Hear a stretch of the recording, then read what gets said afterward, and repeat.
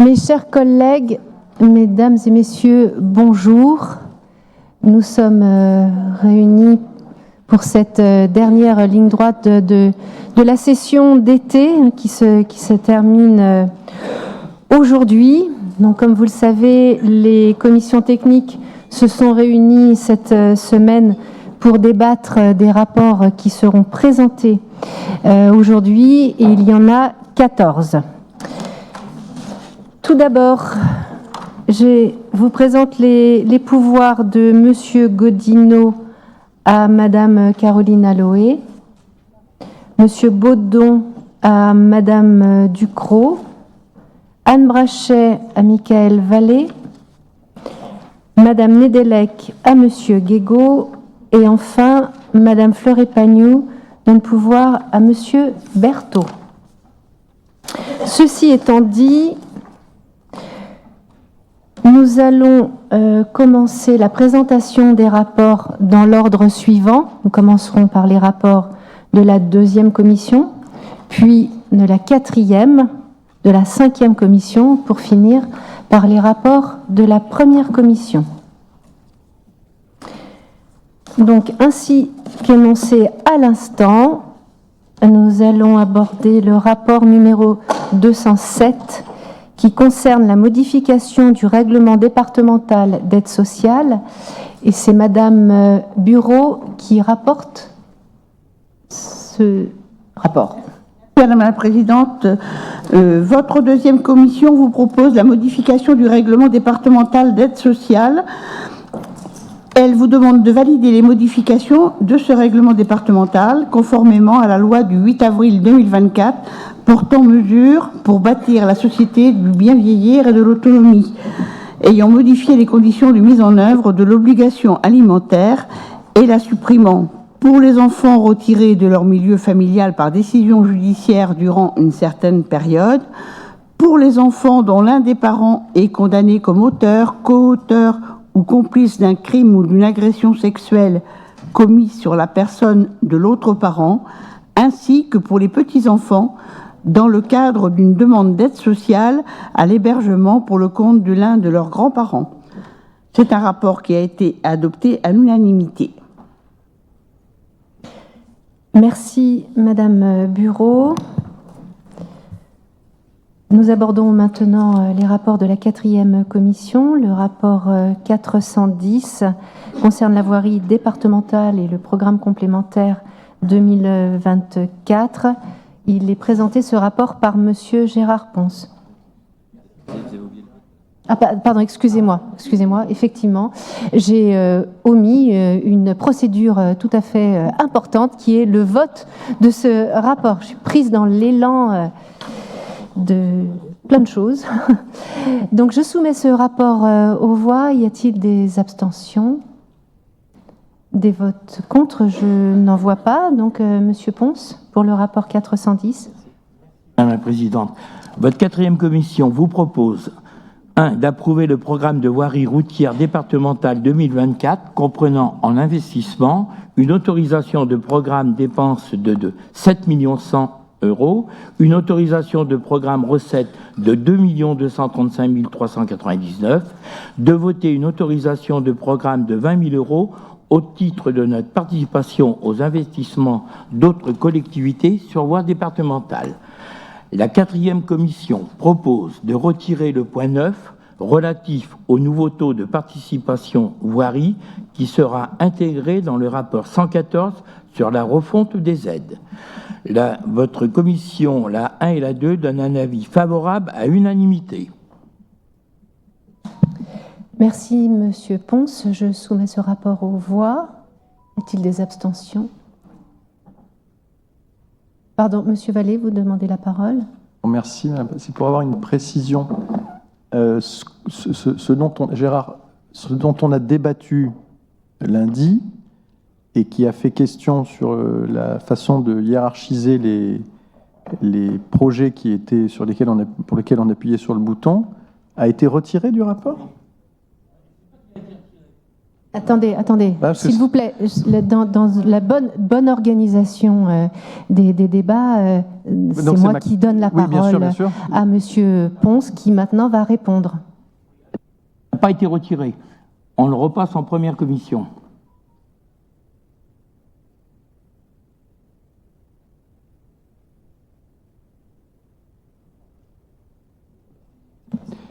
Le point 9 est retiré du rapport et intégré dans le rapport 114. Oh, Exactement. très bien. Alors, reste que... Donc, j'entends. Reste que, sur la façon de hiérarchiser les projets sur lesquels on est prêt, parce qu'on en a plusieurs des projets sur lesquels on est prêt, pour lesquels on donne le feu vert pour la réalisation des travaux, nous continuons de demander, comme on l'a déjà fait en commission, en interne, et on va vous adresser un courrier sur ce sujet, à ce que la commission puisse, en dehors d'une session par exemple, ou à l'occasion d'une session, travailler sur le fait de savoir comment on hiérarchise l'ensemble des travaux sur lesquels on dit on y va ou on n'y va pas. Parce que sans faire de critique facile, parce qu'il faut aussi que ça tourne dans les services et que les projets se fassent, en fait, quand des projets sont prêts, nous ne hiérarchisons pas en commission le fait de savoir lesquels on lance en premier ou pas. Et je pense que ça serait bien pour tout le monde qu'on puisse le hiérarchiser pour qu'il n'y ait pas de, pas de suspicion sur le fait qu'il y ait des dossiers mis sur le dessus ou pas, voilà. Je comprends votre voilà. demande, je la trouve tout à fait légitime. Ce sera effectivement On va vous discuté écrire. en commission, Monsieur Ponce. D'accord. Donc s'il y a retrait du point qui a été évoqué, moi je n'ai pas de demande de vote autre que positif sur cette délibération. Je le dis pour mes petits camarades. Le message est passé, si j'ai bien compris. Je soumets donc ce rapport aux voix. Y a-t-il des abstentions? Des votes contre? Donc normalement, si les consignes sont bien passées, je vous remercie. Le rapport est adopté. La cinquième commission maintenant, le rapport 506, concerne la modification du règlement intérieur des aides départementales à la scolarité. C'est Madame Aloé qui présente ce rapport. La délibération 606 du 15 décembre 2016 fixe comme priorité au département de favoriser l'accès à l'éducation du plus grand nombre de collégiens résidant en Charente-Maritime. Ce dispositif s'inscrit dans le cadre du plan départemental 2023-2028 Agir pour la jeunesse. Le département soutient les familles de collégiens et les établissements scolaires dans le cadre d'un dispositif d'aide financière à la scolarité pouvant financer les frais de restauration, les frais d'internat, les frais relatifs à la participation à un voyage pédagogique, les frais de scolarité des 4e et 3e en maison familiale rurale, restauration, internat, frais pédagogiques. Il est proposé de voter l'actualisation suivante du règlement intérieur qui régit le fonctionnement de ce dispositif pour une application à compter de la rentrée scolaire 2024-2025. C'est-à-dire l'ouverture de dispositifs aux collégiens charentais-maritimes inscrits dans un établissement en dehors du territoire si leur situation individuelle le nécessite. La création d'une aide à l'achat des tickets de restauration scolaire et non plus uniquement une aide au paiement des factures de demi-pension. La création d'un accord de principe pour une aide aux frais de scolarité dans le cadre d'un projet d'inscription dans une maison familiale rurale. La mise en place d'une instruction mensuelle des demandes d'aide gérée par la direction de l'enfance et de la famille. L'abaissement du seuil d'octroi d'une aide financière à 20 € au lieu de 50 € retenu jusqu'à présent. L'aide financière pourra donc être comprise entre 20 et 400 € et il pourra être possible d'attribuer une aide supérieure lors d'une situation particulière exceptionnelle. L'articulation du dispositif des aides départementales avec les aides du Fonds social aux collégiens piloté par les établissements scolaires et la participation financière des familles à hauteur de 10% au minimum du montant du frais de scolarité. L'assouplissement de la constitution du dossier de demande. Le formulaire de demande des aides à la scolarité a également été actualisé. C'est un avis favorable à l'unanimité de la 5e commission, Madame la Présidente. Merci. Y a-t-il des demandes de prise de parole sur ce rapport? Je n'en vois pas. Je le soumets donc aux voix. Y a-t-il des abstentions? Des votes contre? Je vous remercie. Nous en venons à présent au rapport de la première commission avec le rapport 109 qui concerne le bilan des cessions et acquisitions immobilières. Ce rapport est présenté par Madame Després. Merci. Chaque année, le département a pour obligation d'approuver le bilan de ses acquisitions et cessions réalisées dans l'année et de le joindre au compte administratif, et ce en application de l'article L. 3213-2 du Code général des collectivités territoriales. Pour l'année 2023, le montant des acquisitions s'élève à 1 078 235,39 € et celui des cessions à 331 620 €. Cette année, les acquisitions concernent des terrains situés dans les communes des îles de Ré et d'Oléron au titre de la politique de protection des espaces naturels sensibles à hauteur de 859 587,70 €, des terrains acquis pour la réalisation de travaux routiers à hauteur de 218 647,69 €, un terrain à l'euro symbolique situé à la Gore pour l'aménagement du futur centre d'incendie et de secours. Quant aux cessions, elles ont consisté en la vente d'un bâtiment ostréicole dans la commune de La Flotte pour 320 000 € et de divers délaissés de voiries et terrains pour un montant total de 11 620 €. Avis favorable à l'unanimité de la commission. Merci, Madame la première vice-présidente. Avez-vous des observations sur ce rapport? Je n'en vois pas. Je le soumets aux voix. Y a-t-il des abstentions? Des votes contre? Je vous remercie. Le rapport est adopté. Venons-en maintenant au rapport numéro 110, qui est le rapport d'activité des services et du développement durable. Ce rapport est présenté par Chantal Guimberteau.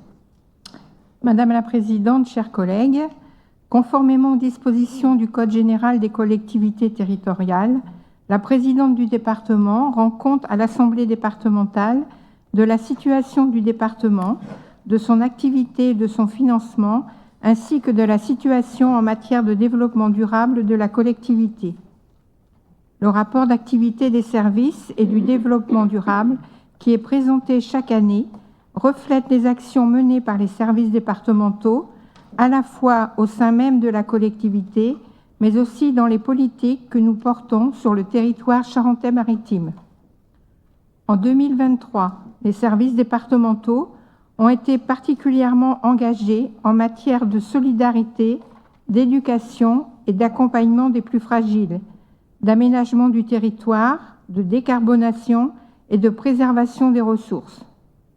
Nous avons mis en avant la jeunesse, auprès de laquelle nous nous sommes engagés avec le plan Agir pour la jeunesse. Ce plan a permis à de nouveaux dispositifs de voir le jour, comme les cadets de la gendarmerie ou encore le passeport du civisme. Nous avons mené nos politiques au service des Charentais-Maritimes avec une attention particulière portée aux plus vulnérables. Nous nous sommes aussi mobilisés pour améliorer les conditions de travail de nos agents grâce à des mesures en faveur de l'attractivité des métiers dans les secteurs en tension et d'un meilleur accès à la formation.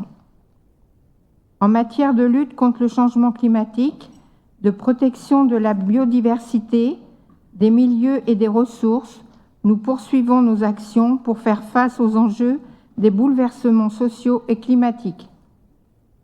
Ce rapport 2023 retrace avec exhaustivité l'ensemble des activités et missions que notre département assure auprès des Charentais-Maritimes grâce à notre maillage de proximité.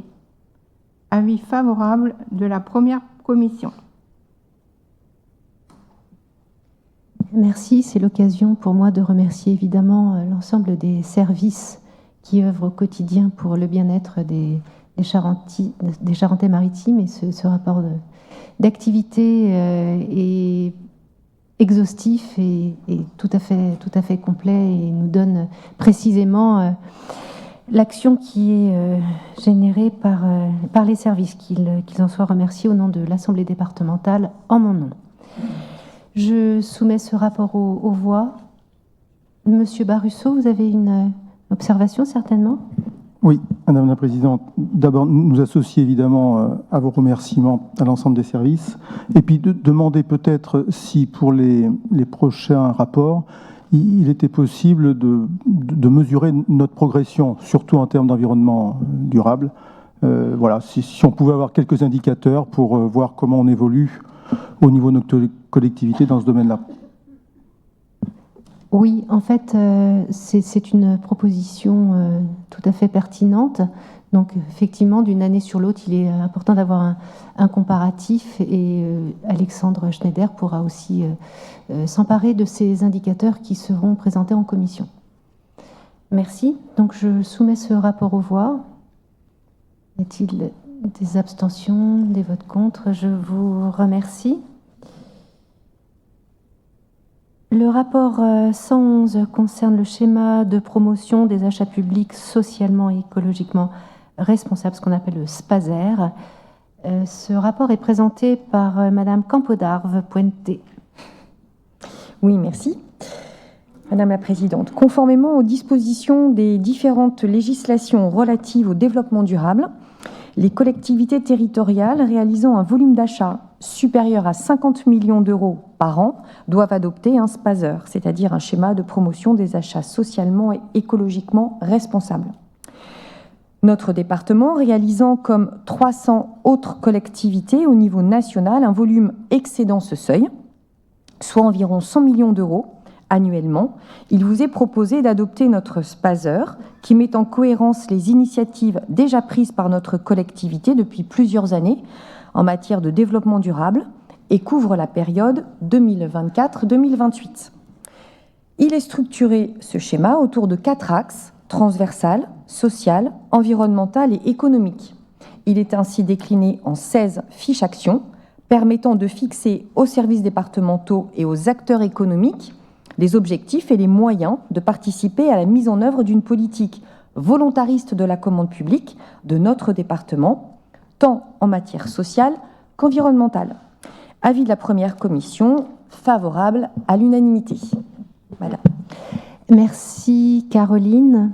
Des observations sur ce rapport, chers collègues? On ne voit pas, je le soumets aux voix. Y a-t-il des abstentions, des votes contre? Merci. Le rapport 112 concerne les observations définitives de la Chambre régionale des comptes en ce qui concerne l'activité de la SEMPAT 17. Ce rapport est présenté par Christophe Cabri. Madame la Présidente, chers collègues, maintenant de la foncière Charente-Maritime. La Chambre régionale des comptes nous a transmis le 28 mai son rapport d'observation définitive sur le contrôle des comptes et la gestion de la SEMPAT 17 portant sur les années 2017 et suivantes.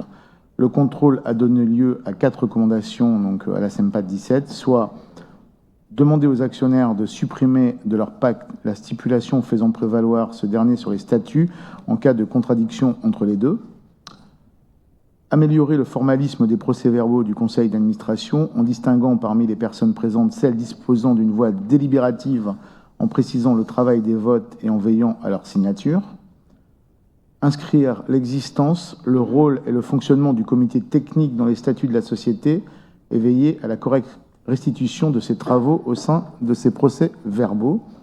Et enfin, demander aux actionnaires de remplacer dans leur pacte la cible de rentabilité financière actuelle par un indicateur ou une combinaison d'indicateurs plus pertinents. La réponse de la SEMPAT, donc, vous avez pu le voir, figure également en annexe du rapport. Et c'est un avis favorable à l'unanimité de la première commission. Merci Christophe Cabri. Avez-vous des observations sur ce rapport? Madame Devaux.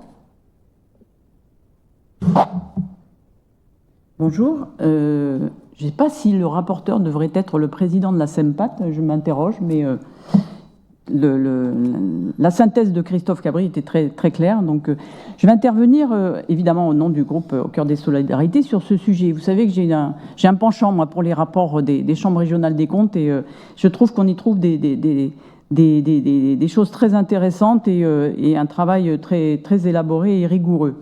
Alors, effectivement, la SEM, Christophe, elle est bien gérée. Elle a une bonne rentabilité, même si on dit qu'elle s'infléchit, cette rentabilité s'infléchit récemment, mais voilà, il y a le rapport indique bien que cette SEM a des conclusions financières équilibrées. Il faut quand même souligner que l'investissement est financé à 80% par la dette. Donc ça, c'est en termes d'autofinancement, on est aussi en équilibre. Mais je me suis surtout penchée, et j'en ai fait part évidemment au groupe, et sur des observations que j'appellerais un peu des contorsions juridiques de la Chambre régionale des comptes. On n'est pas habitué à tous ces développements, toutes ces précisions, ces détails dans les argumentaires juridiques de la Chambre régionale des comptes. Sur deux sujets. Sur la compétence développement économique que le département a perdu depuis 2015. Et donc, il y avait eu un changement de statut de la SEMPAT pour pouvoir lui permettre de continuer à travailler sur des sujets qui ont trait au développement économique. Et donc, changement de statut autour du développement du tourisme et de la culture. La Chambre régionale des comptes analyse juridiquement en disant le développement économique, a priori, pour un actionnaire majoritaire qui est le département, donc dans cette SEM, on peut discuter de sa capacité à intervenir sur les questions de développement économique. Et je sais, Madame la Présidente, que c'est un sujet qui vous tient à cœur. Vous avez été vice-présidente en charge du développement économique. On comprend cet attachement. On a eu récemment une formation qui a été initiée par le département sur les questions juridiques et la gouvernance des différentes sociétés d'économie mixte. Alors autour de la table étaient évidemment les responsables des sociétés d'économie mixte, SPL, SEMDAS et SEMPAT, etc. et d'autres SEM de notre département qui sont présidés par d'autres organismes. Et les conclusions du juriste qui faisait la formation n'étaient pas aussi catégoriques que celles de la Chambre régionale des comptes en disant, à partir du moment où une collectivité n'a plus la compétence par la loi, elle n'a pas à mener des projets dans ce domaine-là.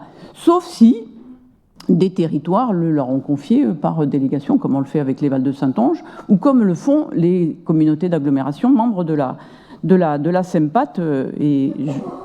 Voilà, la question se pose sur les territoires où cette compétence est exercée par les collectivités non adhérentes de la SEMPAT.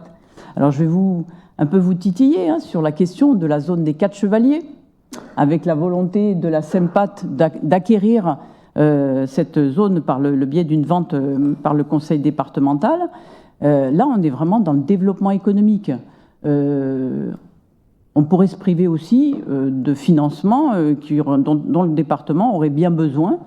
Donc je vous invite, nous vous invitons à vous pencher sur cette question d'insistance de la SEMPAT à se consacrer à des questions de développement économique alors que l'actionnaire majoritaire qui est le département n'a pas cette compétence. Voilà. Il y a une autre... Je peux peut-être vous répondre sur ce point pour éclaircir les choses, mais je voudrais parler évidemment sous couvert de notre collègue Christophe Cabri. Donc, si vous intervenez dans cette assemblée en tant que conseillère départementale, c'est évidemment pour défendre les intérêts du département. Et j'imagine que c'est à ce titre, enfin, je n'imagine même pas, c'est bien sûr, bien certainement à ce titre que vous intervenez pour défendre les intérêts du département. Et sur ce point très précis, je voulais vous rassurer, une jurisprudence du Conseil d'État existe sur la légitimité, malgré la nôtre, du département à agir via des sociétés d'économie mixte. Donc voilà, ce point est éclairci. Et en ce qui concerne les 4 chevaliers, on attend le rapport, en tout cas le jugement de la Cour de cassation, qui devrait intervenir, je l'espère, avant la fin de l'année. Mais soyez rassurés, vous comme moi défendons les intérêts du département. Et évidemment, ce point a tout de suite fait l'objet d'une étude très précise de la part des services juridiques. Merci. Deuxième point, Madame Devaux. De me reconnaître ma loyauté à notre collectivité et j'ai bien parlé de rentrée financière qui pourrait permettre au département d'avoir un peu plus de souplesse dans sa gestion par la vente d'une zone d'activité. Voilà, au lieu d'avoir à recapitaliser ou à s'endetter dans la SEMPAT. Mais j'espère que nous aurons l'occasion de redébattre de ce sujet-là. Sur la question des pratiques, des marchés et des contrats passés par la SEMPAT, là aussi, beaucoup d'argumentaires de la part de la Chambre régionale des comptes disant que la SEM, du fait qu'elle intervient sur des acteurs privés, n'a pas, de manière rigoureuse, à prendre en compte et à se conformer aux règles de la concurrence et des marchés publics. Mais elle conclut quand même en encourageant la SEMPAT à suivre les règles de la concurrence publique et dans les marchés publics et de suivre ces pratiques-là. Je pense que ça a été entendu et que la SEM dorénavant sera plus proche de ces choses-là. Voilà, je voulais faire une remarque sur ces sujets-là.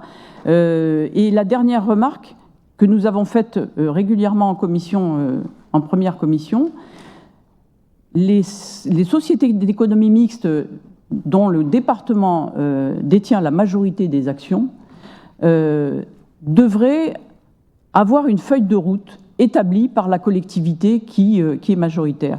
Et aujourd'hui, on a des discussions, y compris au moment de cette formation, mais en croisant les gestionnaires, les administrateurs de ces différentes sociétés d'économie mixte, on n'y voit pas très clair entre les missions de la SEMDAS, les missions de la SPL, qui normalement devaient se voir confier des petits projets des communes de manière souple et pour soulager la SEMDAS de ces projets et la laisser se consacrer aux grands projets. Aujourd'hui, on voit que la SPL s'occupe tous azimuts de projets, y compris de grands projets.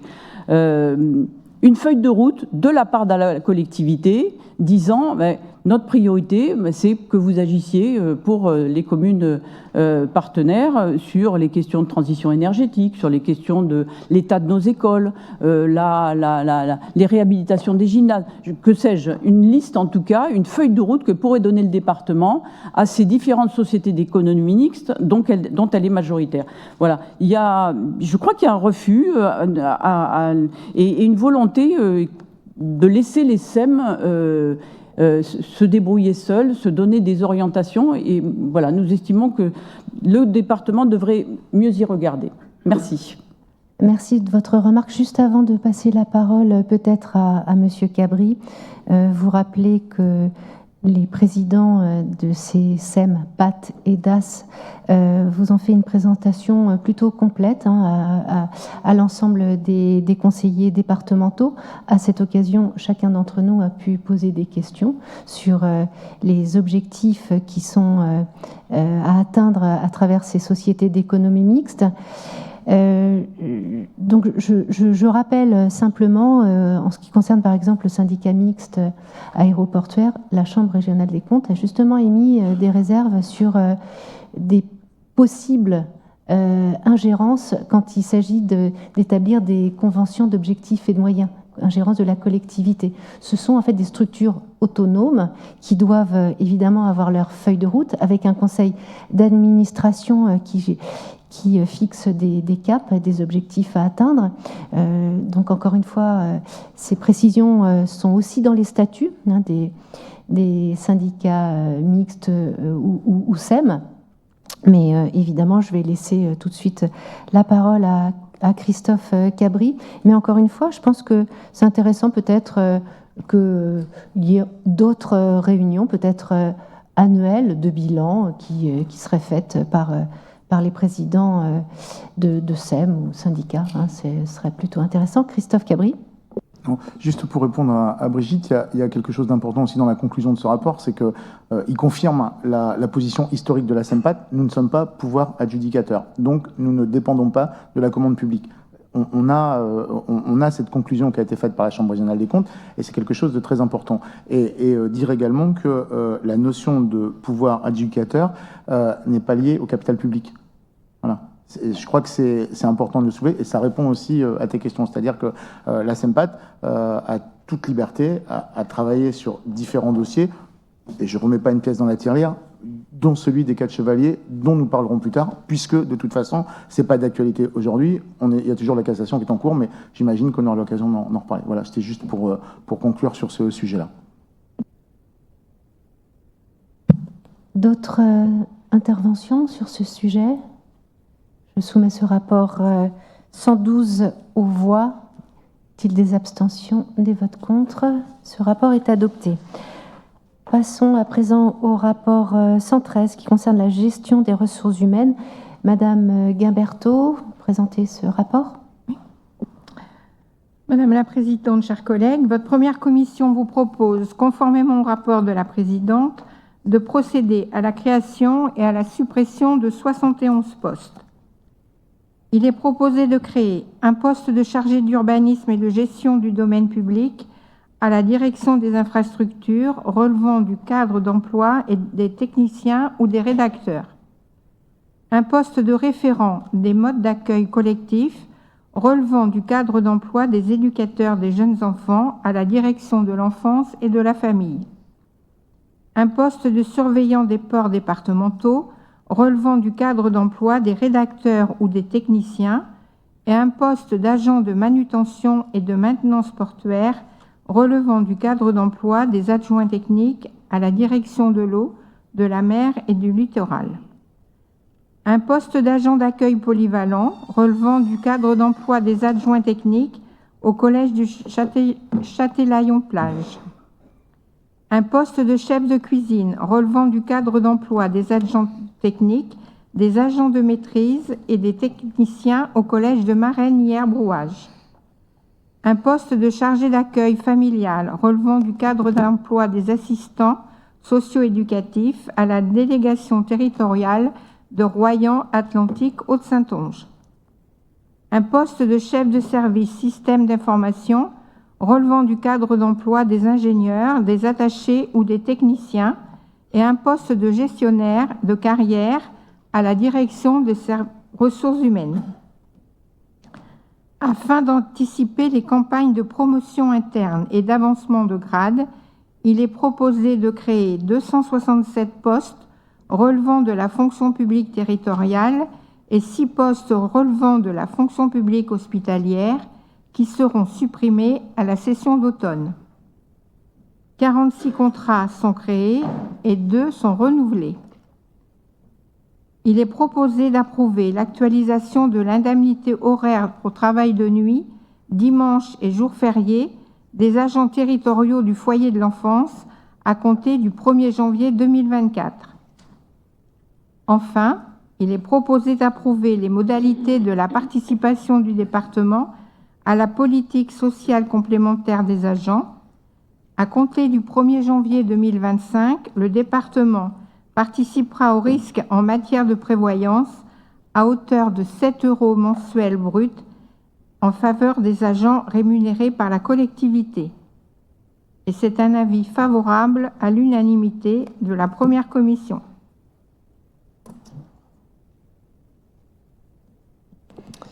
Merci, Madame Guimberteau. Avez-vous des observations? Donc, je vous rappelle que tous ces postes sont créés sur des postes budgétaires existants, n'est-ce pas? Je soumets ce rapport aux voix. Y a-t-il des abstentions, des votes contre? Je vous remercie. Le rapport 114 concerne la refonte des dispositifs d'aide aux communes et ce rapport est présenté par Catherine Després. Merci, Madame la Présidente. Chers collègues, après avoir pris connaissance des avis favorables à la majorité de vos 4e et 6e commissions, chacune dans leur domaine, votre première commission a rendu elle-même un avis favorable à la majorité et vous propose d'acter, à compter du 1er janvier 2025, l'abandon de la référence à la taille de la population au profit d'une référence à la capacité financière des communes pour la détermination des taux d'intervention des dispositifs et programmes suivants. Fonds départemental d'aide à la revitalisation des communes rurales, Fonds départemental d'aide à l'habitat locatif à loyer libre, Fonds départemental d'aide aux locaux scolaires du premier degré, Fonds départemental d'aide à l'équipement touristique, politique sportive départementale, volet équipement sportif couvert et équipement sportif de plein air, politique en faveur de la lecture publique pour la construction, la rénovation et l'aménagement des bibliothèques ou de médiathèques, plan patrimoine volet monuments historiques et patrimoine non protégé, programme d'aménagement de sécurité en traverse d'agglomération sur le domaine public routier départemental, programme d'aménagement ponctuel, les carrefours, sur le domaine public routier départemental. De déléguer à la commission permanente le soin d'approuver en année N, pour application en année N+1, la composition des 4 classes de communes regroupées en fonction de leur capacité financière, y compris pour les classes applicables en 2025, en raison de l'absence de publication par la Direction générale des collectivités des indicateurs 2024 à la date de notre présente Assemblée. Et les modifications des règlements, des dispositifs et programmes, le cas échéant, en particulier liés à l'éligibilité des communes et intercommunalités. De regrouper à compter du 1er janvier 2025 les fonds départementaux d'aide à la revitalisation des communes rurales, d'aide à l'habitat locatif, à loyer libre, d'aide aux locaux scolaires du premier degré et d'aide à l'équipement touristique en un seul dispositif, fonds de revitalisation articulé autour de 2 volets, l'un dédié aux dépenses de maintien du patrimoine communal, l'autre visant les projets structurants des communes. De prendre en compte le caractère vertueux des projets du point de vue de la transition écologique dans le cadre de l'ensemble des dossiers de demande de subvention des fonds cités précédemment. D'arrêter les taux d'intervention comme suit. Pour le fonds de revitalisation, le volet maintien du patrimoine communal, en classe 1, 40%, en classe 2, 35%, en classe 3, 10% et en classe 4, 0%. Pour le fonds revitalisation, volet projet structurant, en classe 1, 40%, en classe 2, 30%, en classe 3, 20% et en classe 4, 10%. Politique sportive et volet équipement sportif, à l'exception des équipements utilisés par les collégiens. Politique lecture publique, construction, rénovation de bibliothèques et médiathèques. Plan patrimoine, mesure édifices protégés au titre des monuments historiques et patrimoine bâti non protégé. Classe 1, 30%, classe 2, 25%, classe 3, 20%, classe 4, 15%. Et enfin, d'arrêter les taux de participation communaux et intercommunaux et privés au programme départemental de voirie. Donc là, dans les pourcentages que je vais vous annoncer, il s'agit évidemment des pourcentages de participation de la commune. Pour la classe 1, 35% de participation, pour la classe 2, 45%, pour la classe 3, 55%, pour la classe 4, 65%. Aménagement en ou hors agglomération uniquement pour les intérêts privés ou d'une collectivité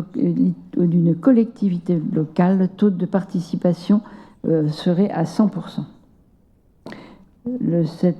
Ce rapport a reçu un avis favorable à la majorité avec un vote contre et une abstention. Merci. Monsieur Poujade a demandé la parole, je crois. Madame la Présidente, chers collègues, j'interviens au nom du groupe Rassembler et Agir et je voudrais vous faire part de nos observations sur ce projet de refonte des dispositifs d'aide aux communes.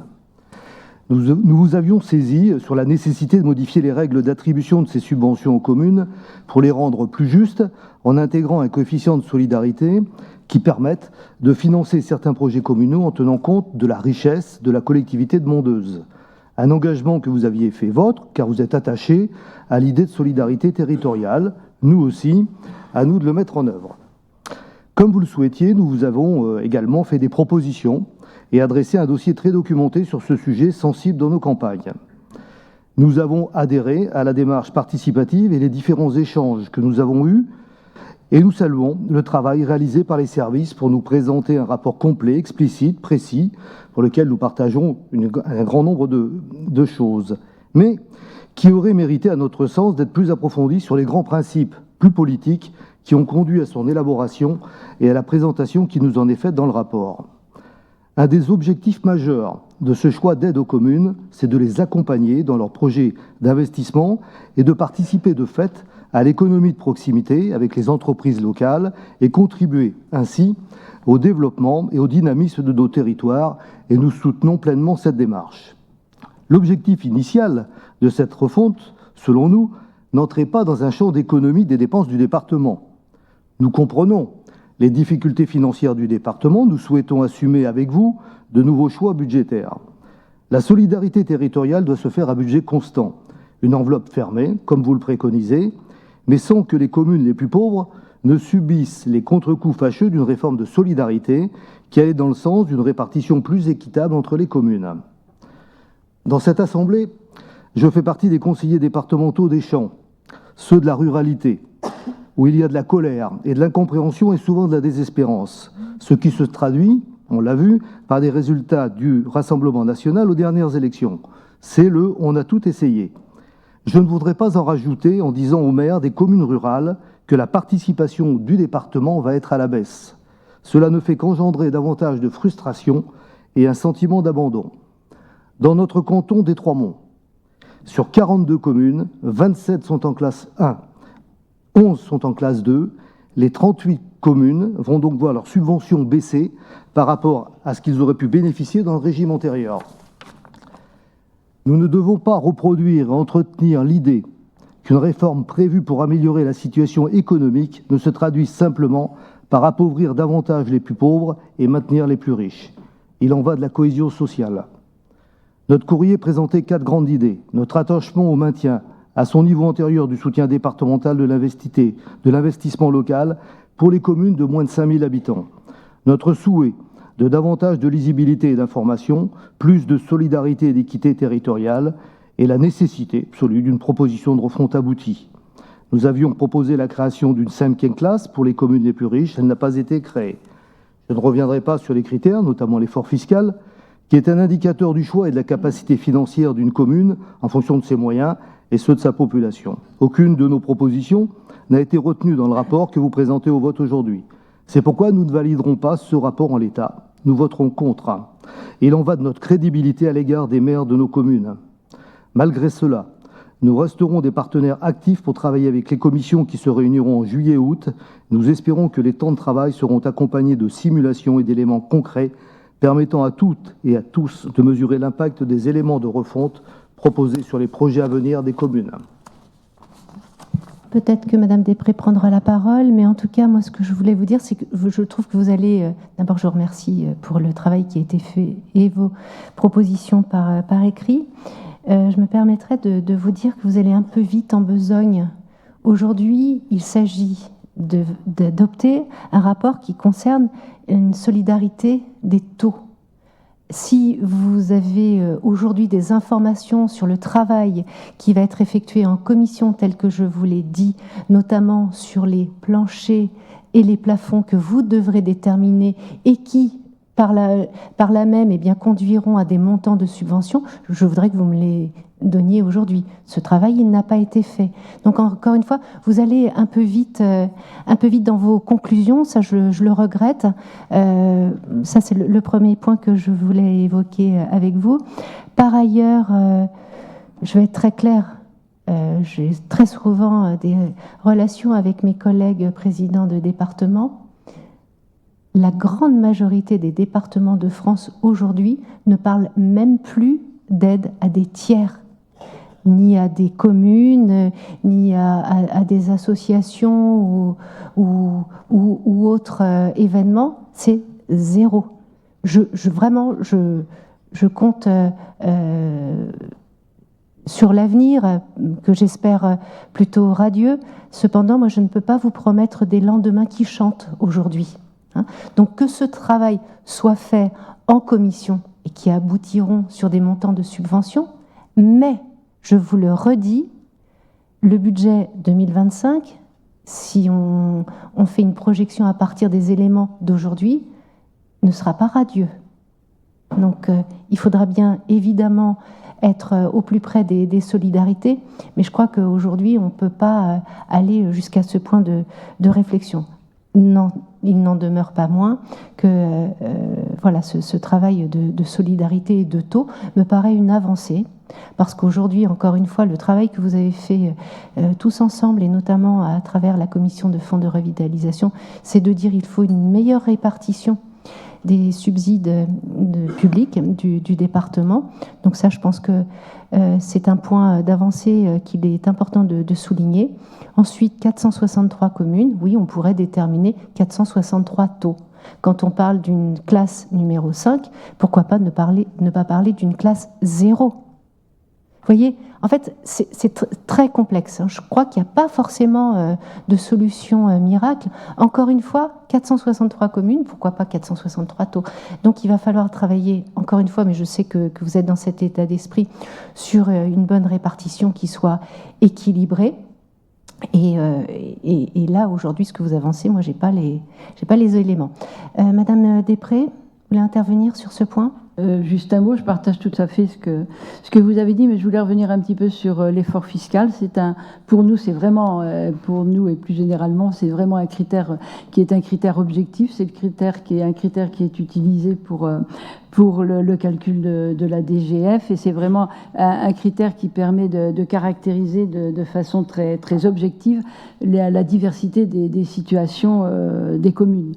Donc c'est pour ça qu'on l'a retenu, et je crois que c'est important de le garder dans notre calcul de richesse des communes.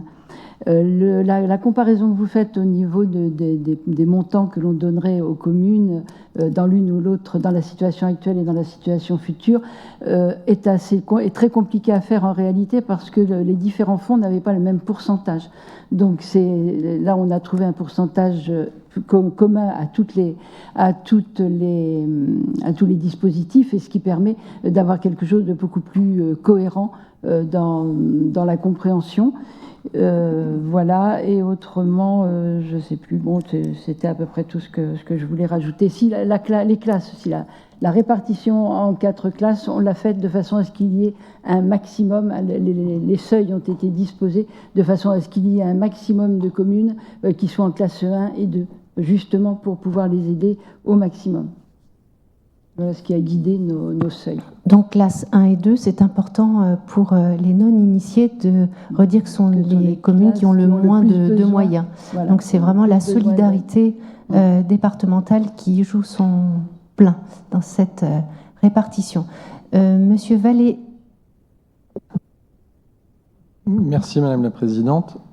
Pour reprendre les choses en entonnoir, on va dire, enfin du général au points très précis sur lesquels notre collègue est intervenu. D'abord, avec un peu d'antériorité dans la maison, ceux qui sont là depuis plusieurs mandats, c'est vrai qu'il est arrivé à un moment où on a été plusieurs à pointer du doigt le fait que ça pouvait manquer de lisibilité, qu'il pouvait y avoir un effet très très tourné vers une certaine catégorie de communes et pas vers d'autres. La fameuse histoire des 5000, je rassure tout le monde, j'ai bien compris ce qu'il y avait dans le rapport sur la question des 5000. C'est bien ce que j'ai dit lundi matin, qu'on pouvait aussi comprendre certains seuils, mais c'est bien que ce critère ne soit pas brandi dans toutes les catégories d'aides qui sont amenées, mais sur la revitalisation, j'ai bien compris.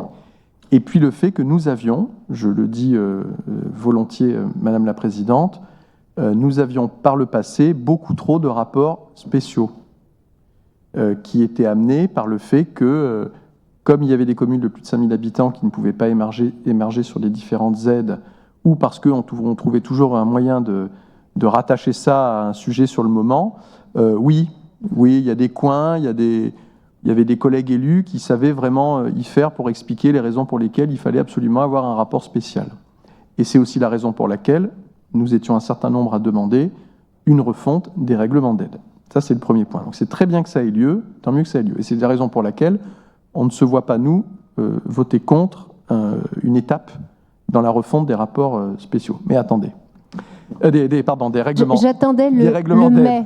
Quand ça commence bien, non, mais en général, je vous connais. Non, ça va bien se finir. Vous ne me connaissez pas. Mais ça va... Et ça va bien se finir aussi. Donc déjà, c'est le premier point. Le second, c'est que la question de l'effort fiscal, il ne faudrait pas que ça produise l'effet inverse. C'est tout le problème quand on remonte des mécanismes et puis qu'on fait un tableur et boum, on rentre dedans et finalement, il peut y avoir des effets contre-intuitifs. Il faut trouver un optimum pour ne pas dégrader ce qu'on voulait améliorer d'un côté en dégradant autre chose. Néanmoins, ça faisait quand même longtemps qu'on demandait ça aussi. Donc ce critère, on ne se voit pas nous le balayer d'un revers de main. Il faut regarder ce que ça donne concrètement en faisant tourner un peu le modèle. Mais oui, il y a des communes, et les élus de ces communes ne sont pas à critiquer ou à brimer pour ça, mais il y a des communes qui, pour tout un tas de raisons, notamment sur la structuration fiscale des budgets communaux, sur des questions de foncier, ont plus de facilité que d'autres. Et ça ne tient pas à la taille de la commune. Donc, il est très important de regarder quelles sont les communes et il y en a. Et je vais vous citer une commune, pour justement ne pas être caricatural. Et parce que notre collègue conseiller général honoraire était présent l'autre jour. Léon Gendre, sur Ré, il a toujours expliqué que les ressources qu'il pouvait avoir, par exemple, du fait du foncier, n'étaient pas une chance et un budget comme ça qu'il pouvait dépenser pour des choses accessoires, mais que c'était plus une charge parce que ça l'obligeait, il se sentait obligé d'investir dans le logement social et dans tout un tas de politiques qu'il considérait être encore plus importantes de ce fait. Donc on peut essayer comme ça d'avoir cette approche intelligente. Après, et pour en terminer, il faut trouver le bon optimum. Il faut savoir renoncer à certains critères. Je l'ai dit lundi. Dites-vous bien que dans la commune dans laquelle je vis, la question du critère de centralité, c'est une chose à laquelle on pense souvent. On fournit des services pour les communes voisines, pour les citoyens des communes voisines. On ne fait pas toujours des comptes d'apothicaire en demandant à ce qu'il y ait une quote-part des communes sur la médiathèque, la location de locaux, etc. Il y a un moment, il faut y passer, si vous voulez. On fait ça pour les gens et pour les citoyens. Et s'il y a des critères sur lesquels qu'on doit mettre de côté pour que ça soit plus juste par ailleurs, s'il faut le faire, on le fait. En revanche, je rejoins mon collègue sur le fait qu'il faut faire très attention aux effets de seuil, que peut-être il faut que ça reste ouvert sur la création d'une catégorie supplémentaire. Peut-être, il faut regarder comment on lisse. Ce que je vous disais, une classe 0. Pourquoi pas une classe 0 pour les communes qui ont le moins de moyens. Ah oui, j'avais pas compris comme ça. Oui. Pourquoi pas mais si vous nous dites que tout reste ouvert et que là on n'est que sur la question des principes, eh bien nous abstiendrons sur ce rapport. On n'a absolument pas envie de voter contre. Il y a des éléments qu'on demandait depuis longtemps et on espère bien qu'on pourra voter pour un règlement final si on a réussi à prendre en compte l'avis de tout le monde et puis si tout le monde fait un effort aussi. Voilà. Merci. Pascal Ferchois a demandé la parole, puis Chantal Guimberteau.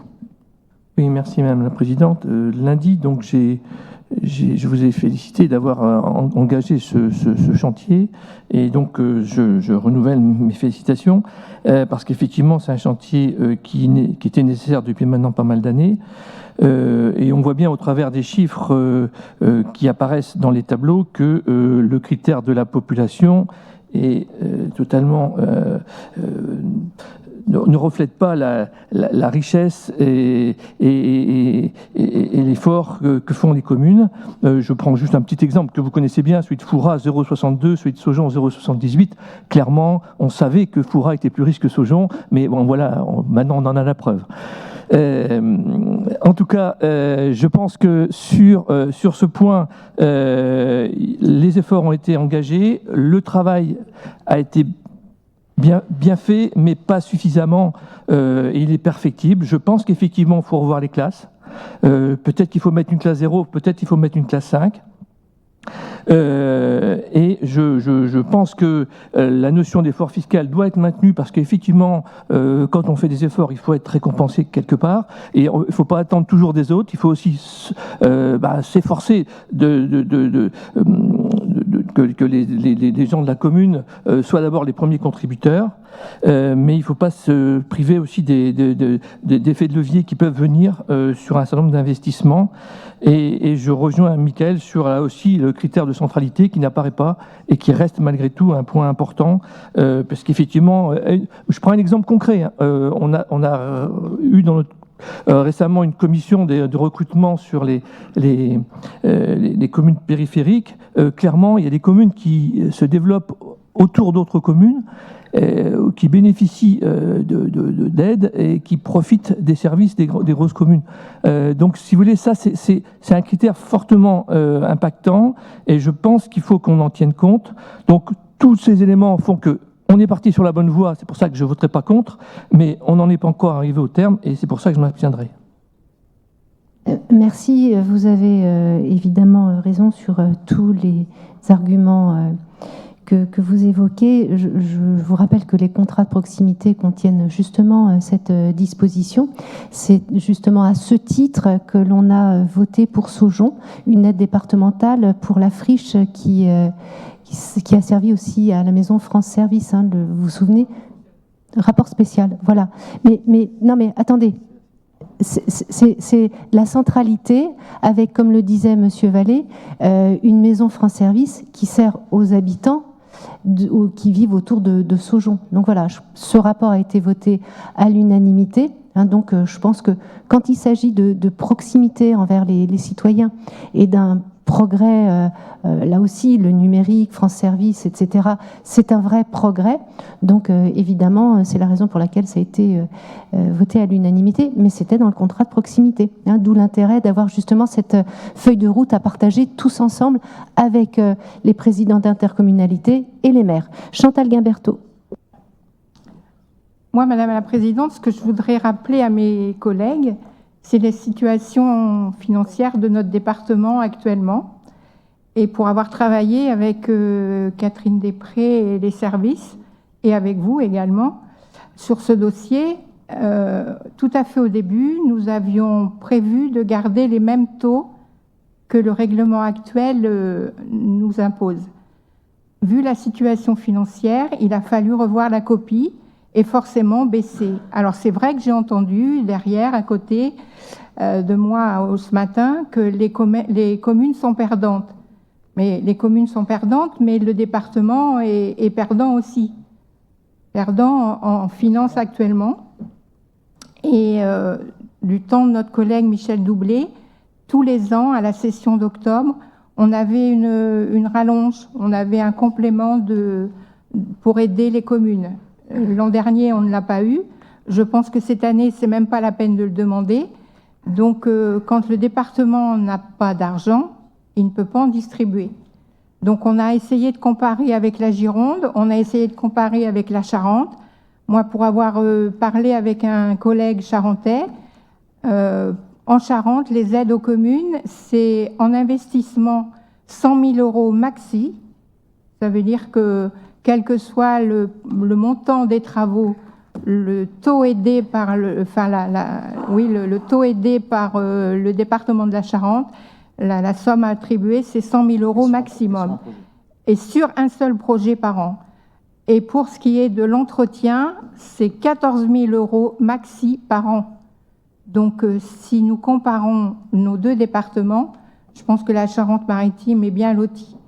Alors, vous me connaissez, je suis une fidèle défenseur de nos petites communes rurales. Moi, j'ai été maire d'Arthenac, 350 habitants pendant 25 ans. Je sais ce que c'est que d'avoir besoin d'aide pour faire aboutir nos projets.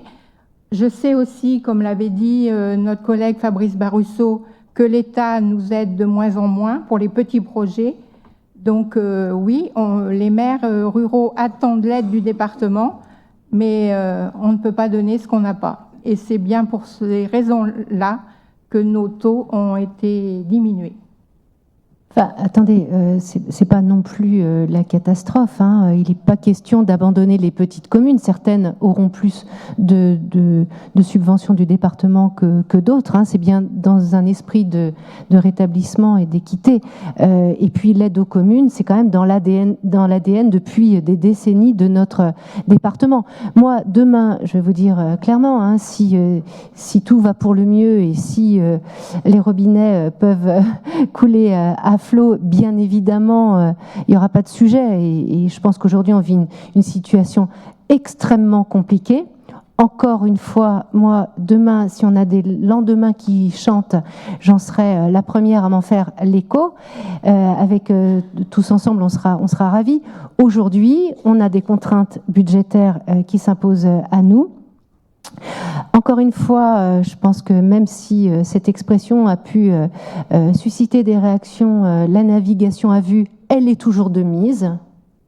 Ça, c'est clair. Si, encore une fois, quelqu'un parmi nous est capable de prédire l'avenir, je suis évidemment la première à écouter cela. Donc, voilà.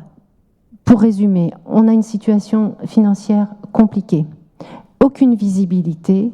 Notre volonté, c'est d'agir au plus près des communes, parce que derrière, encore une fois, il y a des entreprises qui travaillent. Derrière les entreprises, je le dis à chaque fois, il y a des salariés, il y a des familles. L'attractivité de notre département, elle se traduit aussi par l'embellissement, le côté sécurité, le côté attractivité, parce que il y a des services dans les communes. Donc, tant que nous le pourrons, nous le ferons. Demain, si la situation s'améliore, eh bien oui, évidemment, on pourra aller plus loin encore dans l'accompagnement dans la commune. Aujourd'hui, c'est pas d'actualité. Vous savez, l'actualité, elle fait l'histoire. Et l'histoire, aujourd'hui, elle est bien sombre. Lionel Paco. Oui, Madame la Présidente. Merci tout d'abord pour le travail. Je l'ai demandé à plusieurs reprises, et notamment au sein du travail que l'on fait en revitalisation. Donc tout ça va plutôt dans le bon sens. Je voulais juste émettre un petit regret parce que j'ai l'impression qu'on n'est tous pas très loin. On dit tous plus ou moins la même chose avec quelques nuances, mais je crois qu'avec 2 mois de plus, on aurait peut-être pu arriver à un consensus. Mais bon, il faut voter aujourd'hui. Notre groupe s'abstiendra, mais je dirais que j'espère que dans l'été, on ait cette latitude pour pouvoir modifier. Vous avez parlé de plancher, de plafond, peut-être de révision de nombre de classes et autres.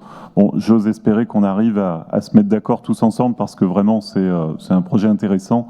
Sur les moyens, je ne reviens pas, vous l'avez dit, on n'a pas le choix, ça me paraît nécessaire. Mais j'estime que là, dans l'été, on a un travail important à faire qui doit nous permettre de nous rapprocher les uns les autres. Merci. Merci, mes chers collègues. Y a-t-il d'autres demandes d'intervention sur ce rapport 114 que je mets aux voix? Y a-t-il des abstentions? Oui. Alors, s'il vous plaît, levez bien haut la main si vous avez des pouvoirs. Voilà un peu de gymnastique. Donc, 1, 2, 3, 4, 5, 6, 7, 8, 9, 10, 11, 12, 13, 14, 15, 16, 17, ou 16 ou 17, je ne sais pas, enfin, mieux le calcul que moi. Des votes contre, donc, 1, 2, 3, 4, 5, 6. Je vous remercie. Ce rapport est adopté et le travail maintenant va poursuivre son cours. Le rapport 115 concerne la révision et la clôture des autorisations de programme et d'engagement. C'est Madame Després qui présente ce rapport. Merci Madame la Présidente. Conformément à notre règlement budgétaire et financier, ce rapport a pour objet de procéder à la clôture d'autorisations de programme ou d'engagement, ainsi qu'à leur révision lorsqu'elles n'ont fait l'objet d'aucun rapport particulier lors d'une session budgétaire. Les clôtures représentent un montant global en dépenses de 181 426 000 euros, dont 10 919 000 euros à annuler, et en recettes de 7 millions d'euros, dont 1 631 000 euros à annuler. Les révisions nous conduisent à diminuer nos engagements en dépenses de 1 054 000 euros. Avis de la première commission favorable à l'unanimité. Merci. Des observations sur ce rapport? Je soumets aux voix. Y a-t-il des abstentions, des votes contre? Je n'en vois pas. Je vous remercie. Peut-être que c'est l'occasion d'inviter Madame Imbert à cette tribune qui a présenté les 2 rapports suivants, puis le rapport 119. Laisse Madame Imbert, rapporteure du budget, s'installer confortablement. Donc ce rapport 116 concerne l'approbation ou pas du compte de gestion.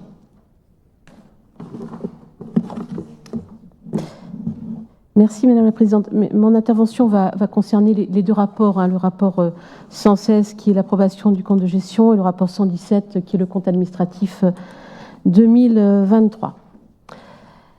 Madame la Présidente, mes chers collègues, notre compte administratif 2023 traduit l'effet ciseau auquel nous sommes encore confrontés et qui impacte durablement les budgets de l'ensemble des départements. À périmètre constant, nos recettes réelles de fonctionnement se sont élevées à 823,7 millions d'euros en 2023 contre 859,5 millions d'euros en 2022, soit une diminution de 35,8 millions d'euros, c'est-à-dire moins 4,7%. Cette diminution est essentiellement due à une perte de 46 millions d'euros de droits de mutation à titre onéreux du fait du fort ralentissement du marché immobilier. En parallèle, les dotations de l'État ont stagné alors que dans le même temps, nous avons dû assumer des hausses de prestations décidées par l'État pour faire face à l'inflation qui est restée haute en 2023. Depuis 2018, la non-indexation de la DGF sur l'inflation a représenté une perte de ressources estimée à 24 millions d'euros. Dans le même temps, à périmètre constant, entre 2022 et 2023, nos dépenses réelles de fonctionnement évoluent de 4,46%, ce qui représente une charge supplémentaire de 31 millions d'euros. Près de 80% de cette hausse concerne les dépenses de solidarité sociale, qui s'élèvent à plus de 24,4 millions d'euros, lesquelles se sont élevées à 436,3 millions d'euros, ce qui représente une croissance de 6% en un an.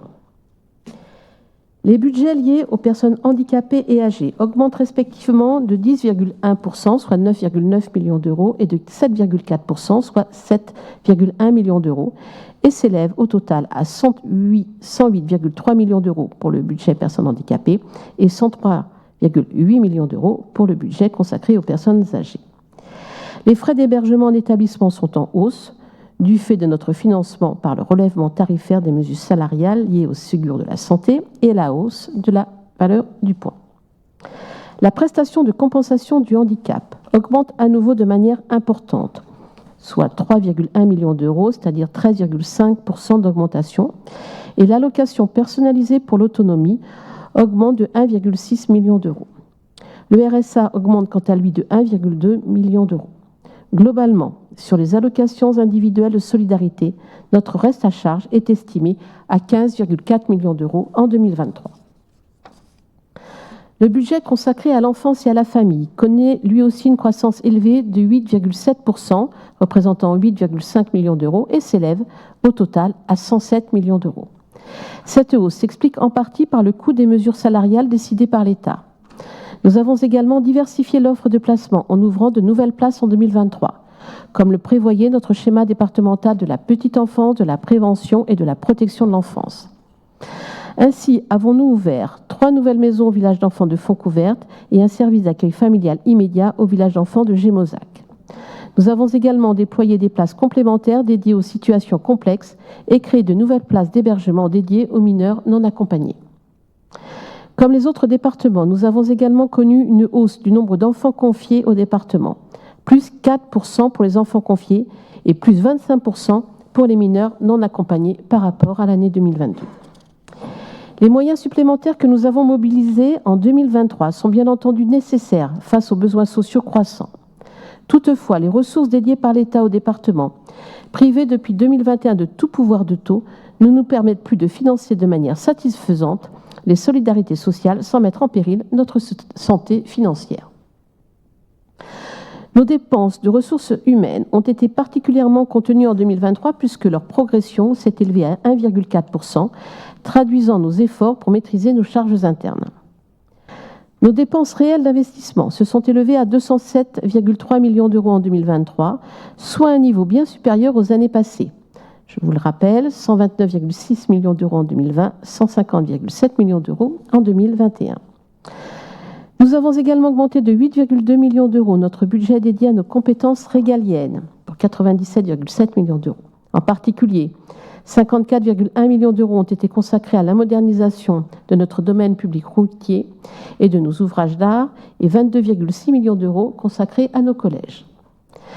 D'autre part, les subventions d'équipement que nous avons versées, lesquelles s'élèvent à 89,9 millions d'euros, sont en augmentation de 11,4 millions d'euros par rapport à 2022, avec en particulier une hausse de 4,2 millions d'euros de notre contribution pour le déploiement de la fibre et de 4,1 millions d'euros de nos aides relatives au sport, à la culture et au patrimoine. Nous avons financé ce niveau conséquent d'investissement grâce à une épargne nette qui, malgré une diminution de 54%, chiffre correspondant à la moyenne des autres départements, Épargne nette qui s'est maintenue à 50,3 millions d'euros. Comme les autres départements, nous avons également utilisé une partie de nos excédents cumulés, 61,8 millions d'euros, pour faire face à la baisse de notre épargne nette. Notre cours de dette a augmenté de 1%. Il est passé de 385,3 millions d'euros à 389,1 millions d'euros.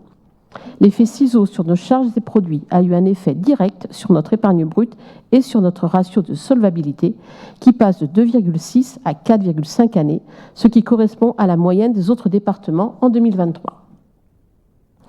À l'issue de l'exercice budgétaire 2023, nos ratios financiers restent maîtrisés. Toutefois, comme pour l'ensemble des départements, ceux-ci vont considérablement se dégrader en 2024. Pour conclure, le compte administratif du budget principal s'établit comme suit en crédit réel. En fonctionnement, les recettes s'élèvent à 827 568 000 euros et les dépenses s'élèvent à 741 109 000 euros. En investissement, les recettes s'élèvent à 232 333 000 euros et les dépenses à 276 306 000 euros.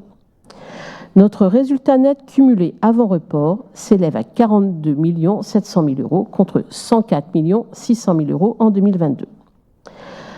Pour compléter la présentation, il convient de faire ressortir les éléments suivants relatifs aux budgets annexes.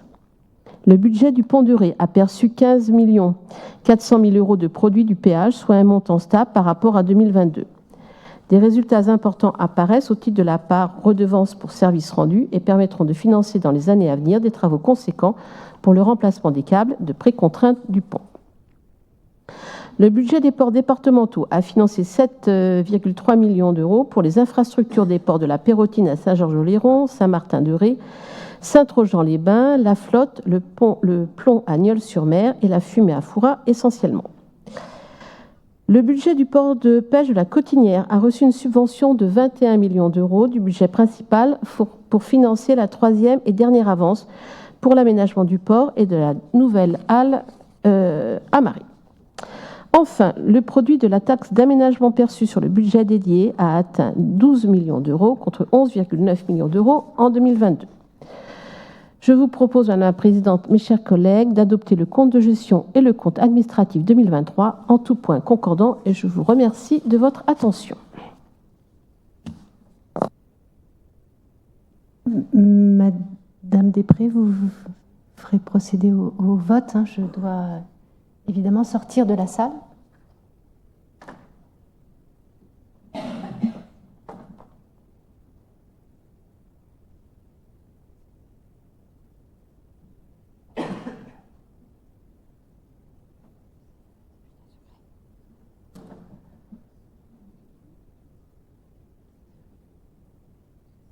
Si, je pense. Ouais.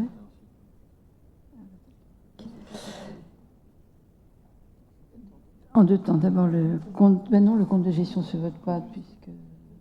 Mais le compte administratif. Donc, on va faire un vote électronique pour le compte administratif. Vous me dites quand ça démarre. On ne le vote pas, c'est. Ça se vote, le compte de gestion? Compte de gestion en premier, alors. Tu votes le compte de gestion, et puis après, ça vote le vote.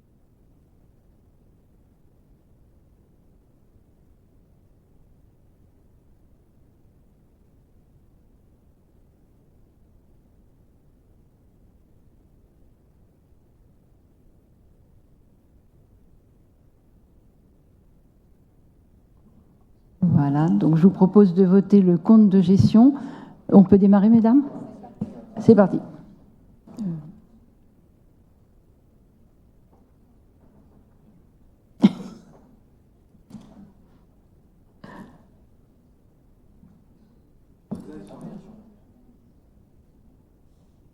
C'est fini là.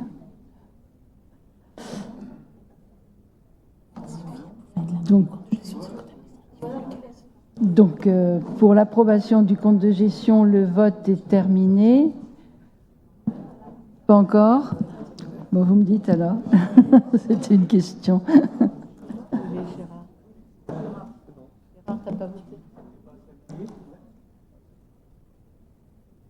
Là, c'est terminé. donc à l'unanimité, donc l'approbation de ce compte de gestion. Je vous remercie. Et on va passer au vote du compte administratif. Quand vous êtes prête, on y va.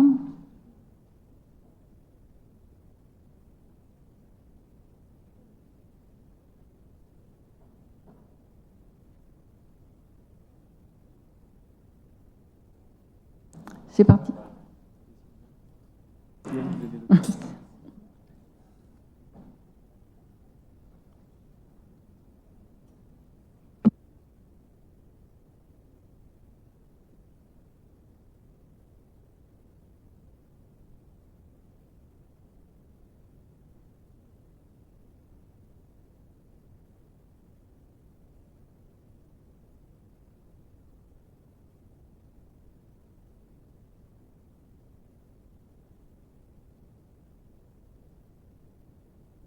C'est bon, c'est terminé?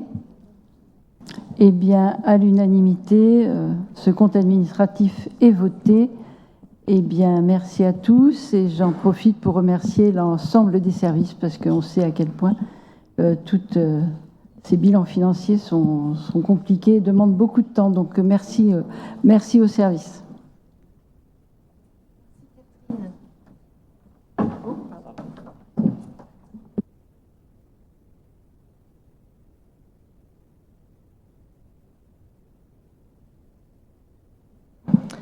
Merci Catherine, merci Madame Imbert, la présentation de ces deux rapports. Nous abordons à présent le rapport 118, c'est Madame Després qui le présente. Oui, c'est ma journée. Merci Madame la Présidente. Et ce rapport a pour objet d'affecter de manière définitive le résultat du budget principal et des budgets annexes après adoption du compte administratif 2023 que nous venons de faire.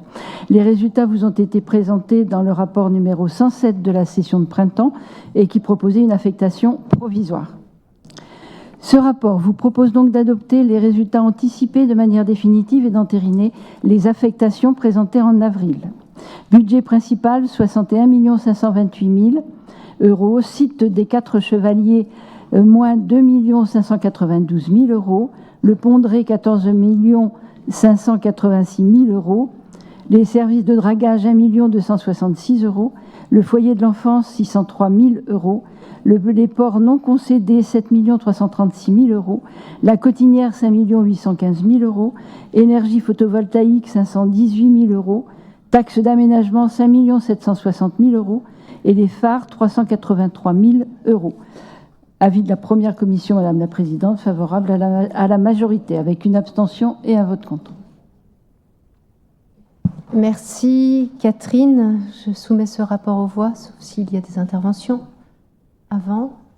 Il y a des abstentions, des votes contre. Je vous remercie.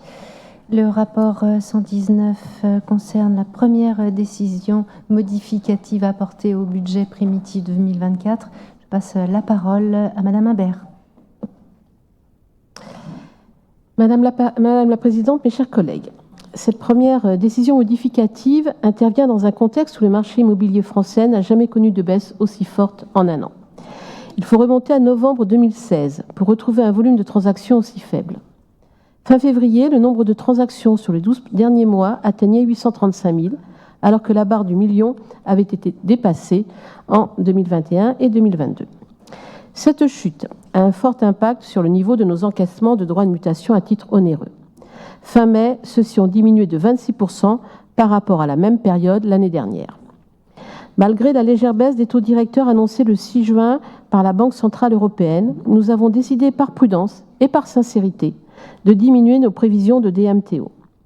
Nous avions anticipé une baisse de 13% par rapport à 2023 au budget primitif 2024, soit 165 millions d'euros attendus contre 190 millions d'euros encaissés en 2023. Nous retenons à présent une diminution de 21%, soit une prévision de 150,5 millions d'euros sur les encaissements de DMTO. À titre de comparaison, ce montant correspond au niveau des DMTO encaissés en 2017, au moment où nos dépenses sociales étaient bien moindres. Le contexte politique actuel, qui pourrait avoir des conséquences sur le nombre de transactions immobilières, nous conforte dans cette attitude prudente. Les chiffres des DMTO font l'objet d'un examen attentif et très régulier, comme cela l'a toujours été. Pour compenser cette diminution, nous inscrivons de nouvelles recettes de fonctionnement à hauteur de 9,2 millions d'euros. Nous utilisons les mécanismes mis en place pour faire face à la chute des DMTO. Ainsi, reprenons-nous 3,4 millions d'euros sur les 28 millions d'euros de réserves constituées sur nos surplus de DMTO encaissés en 2021 et 2022. Ce montant correspond au crédit prévu en 2024 pour l'opération Sauvons le Fort Boyard et le contournement de Maran. Par ailleurs, Départements de France a décidé de mettre en répartition la totalité du fonds de garantie des DMTO compte tenu de la situation financière dégradée des départements. Pour la Charente-Maritime, cela représente un produit supplémentaire de 1,98 million d'euros qui sera inscrit à cette présente décision modificative. Nous sommes également en mesure d'inscrire des recettes supplémentaires au titre des solidarités sociales à hauteur de 2 millions d'euros. Il s'agit en particulier des recettes de France Travail pour 310 000 euros qui financeront les mesures mises en œuvre pour intensifier le retour à l'emploi des bénéficiaires du RSA. Nous percevrons également cette année des recettes à hauteur de 327 000 euros de l'État pour les actions que nous mènerons pour la prévention de la pauvreté dès l'enfance et de la lutte contre la grande exclusion dans le cadre du pacte des solidarités. Nous diminuons également nos dépenses réelles de fonctionnement de 1,4 million d'euros, en particulier en diminuant nos charges de fonctionnement internes et de notre masse salariale. En investissement, nous inscrivons une participation du Conseil d'architecture, d'urbanisme et d'environnement de 1,5 million d'euros pour l'opération Sauvons le Fort Boyard. En parallèle, les crédits pour les études et les travaux doivent être abondés de 1,4 million d'euros. Les subventions nous ont également été attribuées au titre du Fonds vert, près de 823 000 euros pour des travaux énergétiques que nous mènerons sur différents bâtiments départementaux. Une subvention de la région pour la tranche ferme de la restauration des remparts de Brouage a été obtenue à hauteur de 1,8 million d'euros. Une avance de 540 000 euros sera perçue dès cette année. Nous diminuons également certaines dépenses en investissement. Ainsi, le rythme d'avancement des travaux liés à la requalification de la Pointe de la Fumée nous permet de réduire de 750 000 euros les dépenses prévisionnelles 2024, initialement inscrites à hauteur de 900 000 euros lors du budget primitif. En effet, l'installation des ouvrages de protection contre la mer prévus dans le cadre du plan DIG doit finalement précéder le démarrage des travaux. Nous reportons également l'extension de la voie du train des Mouettes vers la Tremblade, compte tenu du contexte financier, pour laquelle une enveloppe de 170 000 euros avait été inscrite au budget. Nous diminuons également de 530 000 euros les crédits prévus pour les centres d'incendie et de secours. Nous réduisons également des dépenses pour les services départementaux. La décision modificative proposée diminue le budget principal de 5,137 millions d'euros, plus 161 000 euros en section d'investissement, moins 5,298 millions d'euros en section de fonctionnement. Après décision modificative, le budget principal s'élèvera à 1,277 milliard d'euros. Hors crédit d'ordre et subventions aux budgets annexes, il s'élèvera à 1,97 milliard d'euros. Par ailleurs, les budgets annexes varient en dépenses et en recettes. De moins 200 000 euros pour le pont de Ré correspondant à un ajustement des études de requalification du péage. Plus 62 000 euros pour le budget d'énergie photovoltaïque pour prendre en compte un remboursement anticipé de l'avance au budget principal de 162 000 euros et l'ajustement des dépenses de travaux pour moins 100 000 euros. Moins 398 000 euros pour la taxe d'aménagement correspondant à des réductions de dépenses d'investissement. Il n'est réalisé sur le budget annexe du foyer que des ajustements de crédit ne modifiant pas le montant total du budget. Tout budget confondu, le montant des crédits votés par l'Assemblée départementale totalise, hors crédit d'ordre et subventions entre budgets, 1,214 milliard d'euros. Enfin, ce rapport vous propose la création d'une nouvelle autorisation d'engagement de 320 000 euros pour lancer un marché d'accompagnement renforcé des travailleurs indépendants dans le cadre de notre politique d'insertion durable des allocataires du RSA et de lutte contre la pauvreté. L'augmentation de 2 autorisations d'engagement en dépenses et en recettes pour un montant respectif de 261 000 euros et 517 000 euros pour réaliser 3 nouvelles fouilles archéologiques. Le remboursement par le budget annexe photovoltaïque de 162 000 euros au budget principal du fait des ventes d'électricité effectuées. Ce rapport a eu reçu un avis favorable à la majorité de la première commission avec un vote contre et une abstention. Merci, Madame Imbert. Vous des observations, des commentaires? Oui, Madame Devaux. Merci Madame la Présidente, chers collègues. Je ne vais pas répéter ce que j'ai dit au nom du groupe au cœur des solidarités en début de session, mais quand même souligner qu'aujourd'hui, nous votons une DM, une première décision modificative, mais c'est en fait un budget supplémentaire avant l'heure. 2 mois après le vote du budget primitif, nous votons un budget qui rabote très fortement un certain nombre de dépenses qui avaient été annoncées au budget primitif, une forme de fébrilité parce qu'on nous annonce une DMTO qui serait inférieure à celle qui a été préconisée. Et puis, bon, mais nous voterons contre cette délibération tout simplement parce que on ne fait pas de choix. Ou alors on va faire des choix de manière urgente. Les priorités, peut-être, on pourrait ne pas les partager par nos idéologies ou nos choix respectifs, mais discutons de priorités. Et aujourd'hui, chacun défend tel dispositif, chacun défend telle ou telle politique, mais à un moment donné, il faudra faire des choix. Et nous regrettons, et nous l'exprimons depuis un certain nombre d'années, nous regrettons que ces choix ne soient pas débattus au sein de cette Assemblée et qu'on arrive à des urgences comme celle d'aujourd'hui de voter une décision modificative en raclant les fonds de tiroir, en regardant tout ce qui est une petite dépense qui était prévue et qui est un peu réduite, petite subvention ou dotation supérieure à ce que nous avions préconisé dans les délibérations précédentes. Voilà, c'est un budget supplémentaire avant l'heure. Et pour illustrer notre question sur les priorités et les choix qui nous paraissent urgents, je vais vous faire part d'une déclaration de ma collègue Marie-Lise Fleury-Pagnou qui n'a pas pu être présente aujourd'hui puisqu'elle participe à un certain nombre de congrès autour du logement. On parle de bombe sociale, on a reparlé, notre collègue a évoqué tout à l'heure la question du vote protestataire, la question de l'isolement dans les zones de relégation ou les zones isolées. Le logement social, c'est une urgence dans notre département. S'il y a des départements peut-être où on n'a pas de problème d'accès à la propriété ou un logement décent, il y a ce sujet dans notre département et notamment dans le PLH que nous avons tous approuvé à l'unanimité. Il y a un axe qui s'appelle le logement des jeunes. Et aujourd'hui, bon, je vais vous lire le questionnement de Marie-Lise Fleury-Pagnou, mais aussi une lettre de l'Union régionale des HLM de Nouvelle-Aquitaine que j'ai sous les yeux, qui parle de non-réponse sur des financements de logements sur la période 2018-2023. Alors voilà, je vais évoquer la question de 2024. Dans les documents d'orientation budgétaire, Madame Imbert, il y avait une prévision d'accompagnement du logement social. Qu'en est-il aujourd'hui? Au détour d'une question posée par Marie-Lise Fleury-Pagnou en commission, il lui a été répondu qu'à part Habitat 17, il n'y aurait pas de financement des logements sociaux sur l'année 2024 par le département.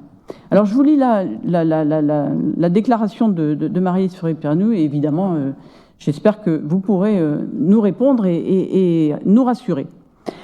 Dans le plan départemental de l'habitat que nous avons voté à l'unanimité, il est bien dit adapter la programmation annuelle de logements locatifs sociaux, ce qu'on appelle les aides à la pierre, en fonction des besoins identifiés. Plan local de l'habitat, études prospectives. Et des priorités nationales. Zones tendues, communes déficitaires, communes petites villes de demain, qui sont dans les dispositifs au cœur de ville. Et donc, il était bien annoncé que nous allons soutenir la production de logements locatifs sociaux dans la limite de moyens mobilisables. Ça ne veut pas dire zéro. La vente, alors ça c'est encore un commentaire de Marie-Lise, mais je le conforte évidemment, la vente du site des 4 Chevaliers rapporterait beaucoup de millions suffisamment pour financer des aides à la pierre. Qu'en est-il de la parole de notre collègue sénatrice Corinne Imbert, qui lors de son intervention comme rapporteur du budget 2024, nous assurait publiquement que le département continuerait de financer le logement social. Donc pourquoi un PDH ? Pourquoi un office départemental?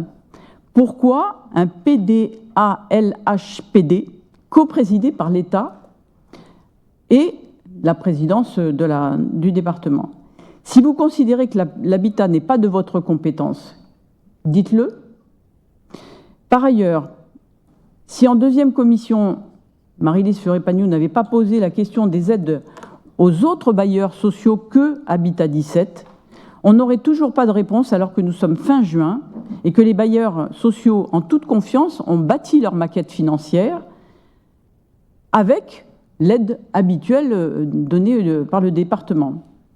Cette décision d'arrêt du financement va mettre en péril la production de logements locatifs sociaux, déjà en difficulté, alors que tant de demandeurs en Charente-Maritime sont en attente d'un logement. Donc là où nous parlons de priorité, aujourd'hui, la priorité pour le logement social. Donc, Madame la Présidente, chers collègues, nous vous demandons de revenir sur votre décision et de continuer à participer au financement du logement social, évidemment, en plus d'Habitat 17, que nous ne voulons pas du tout discriminer. Madame Devaux, vous avez vu à la lumière du budget que les prévisions du mois d'avril de DMTO de 165 millions d'euros ne sont finalement qu'à 150 millions d'euros. Nous, évidemment, on déplore cette situation, mais peut-être est-il de vous rappeler que le montant attribué aux logements sociaux est de 4,5 millions, c'est-à-dire que ça représente 1,5 million d'euros de plus que d'habitude. Donc l'effort du département, il est là, évidemment. Peut-être je devrais passer la parole à notre spécialiste du logement social, mais la volonté du département, bien évidemment, c'est d'accompagner nos concitoyens dans l'accès à un logement pour tous. Et évidemment, si on n'a plus les moyens de le faire sur une politique facultative qui s'appelle l'aide à la pierre, peut-être qu'il faudra qu'on se revoie aussi avec les présidents d'intercommunalités pour trouver des moyens supplémentaires de ce côté-là. Madame Rabel. Oui, merci Madame la Présidente. Effectivement, vous le savez, le département de Charente-Maritime a toujours développé depuis de nombreuses années une politique de l'habitat très volontariste et en mobilisant chaque année des moyens financiers extrêmement importants avec des autorisations de programme environ de 3 millions d'euros par an dans le cadre des aides à la construction du logement social. En 2024, nous poursuivons cette politique habitat en maintenant tous nos engagements financiers. Je l'avais d'ailleurs écrit à Marie-Lise Fleuret-Pagnou, qui s'inquiétait pour certains logements. J'ai la lettre que je lui avais écrite il y a un an, en maintenant nos aides. Et cette année, donc, on maintient tous nos engagements financiers auprès des bailleurs, et comme vous l'avez souligné, Madame la Présidente, pour un montant de 4,6 millions d'euros cette année. Donc, tous les engagements qui sont de 2016 à 2022, donc tout ce qui est antérieur à 2023. D'autre part, effectivement, nous soutenons notre bailleur départemental pour une convention sur 3 ans, de 2024 à 2026, sur 4,5 millions, c'est-à-dire 1,5 million d'euros par an pour Habitat 17. Je vous rappelle aussi que, avec ces inquiétudes que nous avons sur les financements dus à la diminution de la DMTO, nous avons pris des nouvelles dispositions en ce qui concerne toute la garantie d'emprunt, qui était fortement demandée par les bailleurs, et donc on prendra une garantie d'emprunt pour chaque construction qui se passera dans le département, et si évidemment on nous le demande. C'est une grosse avancée pour la collectivité, c'était une demande forte, et en même temps, cette garantie d'emprunt permet également d'avoir une réservation pour des logements pour les gens vraiment de Charente-Maritime proposés par le département, et en particulier pour non seulement les agents de la collectivité qui cherchent des logements, mais également tous les publics vulnérables et notamment les jeunes sortant de l'aide sociale à l'enfance. Pour 2025, évidemment, vous l'avez tous souligné, les contraintes budgétaires impactent fortement notre capacité de financement. Et au regard des engagements qui sont déjà pris sur les exercices précédents, nous devons, en plus des 4,5 millions qui sont prévus de financement pour la politique habitat, nous avons le PRU de Villeneuve-les-Salines, nous avons le solde des conventions de financement des logements sociaux et les conventions d'habitat 17. Ce que j'ai dit en deuxième commission, c'est que face à cette réalité, et c'est ce que j'ai dit à Marie-Lise, face à cette réalité, nous ne savons pas si nous pourrons engager de nouvelles opérations en 2024. C'est un fait, et je lui ai dit simplement, vous avez raison de vous inquiéter, parce qu'on ne sait pas. Mais en revanche, et ce qui est de notre compétence, et là nous renforçons notre action, c'est en termes de FSL, donc Fonds de solidarité logement, qui reste évidemment une intervention prioritaire. On a rehaussé tous les plafonds d'éligibilité, ainsi que les montants des aides versées. Ça permet de répondre aux attentes des ménages modestes et c'est notre compétence première. Et là, ce sont plus de 2 millions d'euros d'aides individuelles qui seront accordées en 2024 pour prévenir évidemment l'expulsion, donc aide au maintien et aide à l'accès au logement. Je vous rappelle qu'en 2022, on donnait qu'1,3 million et donc nous avons fortement augmenté ce FSL qui est vraiment dans nos compétences. Voilà un peu ce que je voulais vous dire, mais par exemple pour la CEMIS, donc nous avons prévu 810 600 euros. L'OPH de Rochefort-Océan, 69 400, ils ont moins de logements prévus. Et pour la CDA de La Rochelle, 700 200 euros pour les logements, parmi les 4,6 millions proposés. Oui, Madame Devaux. Si j'ai bien entendu, jusqu'en 2022, les projets engagés, donc jusqu'en 2022, le département va rattraper et donner le financement sur ces projets-là. L'année 2023, pas d'aide du département.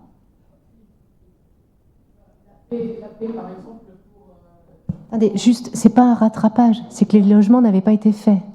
Non, mais moi, j'ai le courrier de l'Union régionale des HLM qui parle pour 2023. Rien que pour 2023, les opérations atteignent déjà plus de 3,5 millions d'euros. Voilà, donc il n'y a pas eu de versement sur ces opérations-là. Donc est-ce que sur 2023, les organismes peuvent attendre un versement? Je ne demande pas la réponse tout de suite, mais vous comprenez l'inquiétude. Ce n'est pas seulement 2024 aujourd'hui qui est en péril, c'est le financement des années précédentes aussi. Je peux répondre. Ce qui est compliqué dans le logement social, c'est il y a des agréments qui sont donnés, et les agréments sont donnés, et les constructions ne sont pas faites.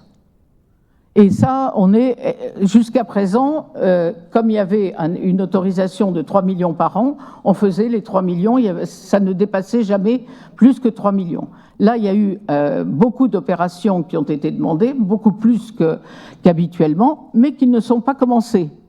Donc, c'est ça où il y a un petit peu de problème sur les opérations. Les opérations commencées sont financées, les opérations non commencées, on n'a pas donné notre accord pour l'instant sur les opérations non commencées. Les agréments 2023, il n'y a pratiquement aucun on est en mi-2024, il n'y a pratiquement aucun dossier qui n'est commencé.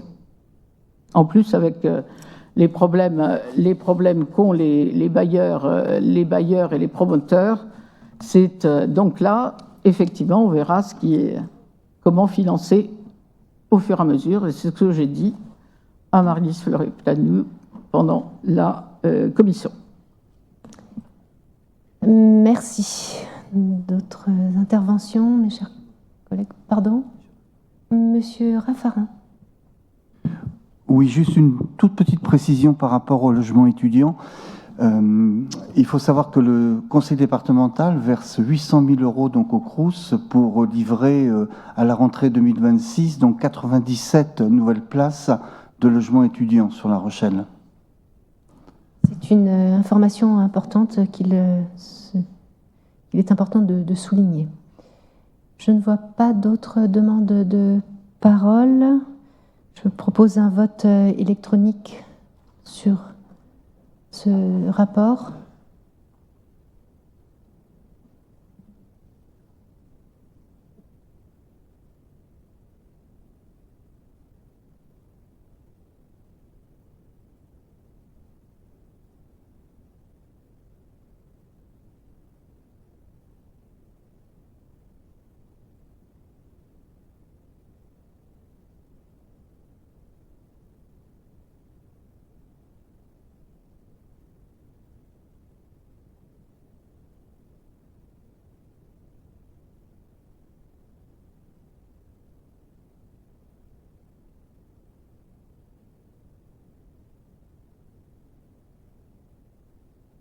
Je vous remercie. Donc, ce rapport 119 est adopté par 31 voix favorables, 7 abstentions et 16 votes contre. Ce rapport clôture notre session. Je vous remercie, mes chers collègues. Donc, je vous propose une interruption de 5 minutes avant de passer à la commission permanente. Merci.